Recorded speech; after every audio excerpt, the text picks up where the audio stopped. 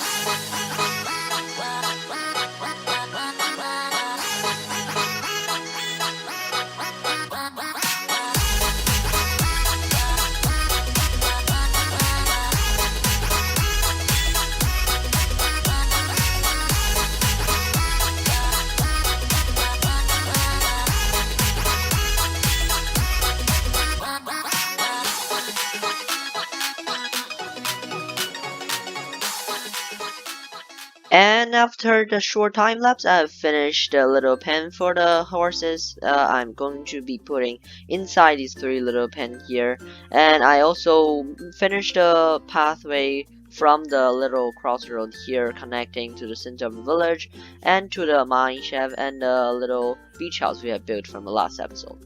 The reason I have kind of cut it in between the time lapse is because I figured out that you cannot make this one giant pen for every single mob farm. Because apparently you need like a square fenced, a closed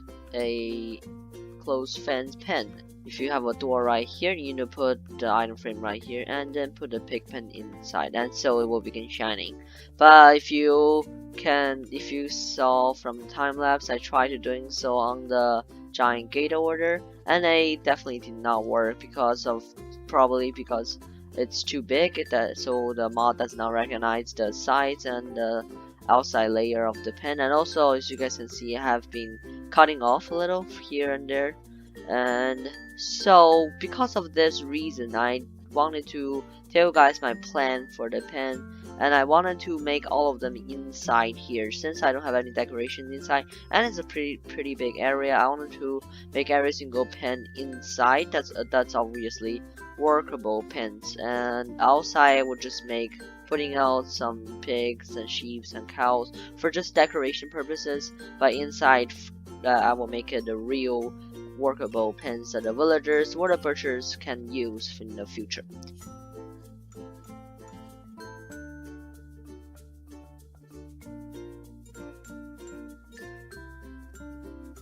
And after that little short time lapse, I think we are done for all the farms today.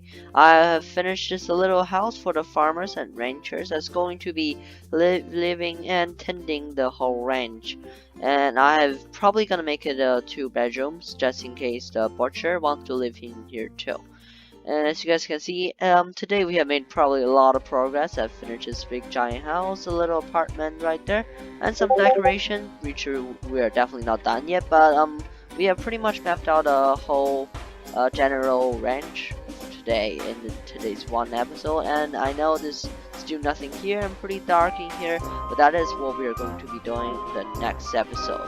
Well, thanks for watching. I'll see you guys later. Bye.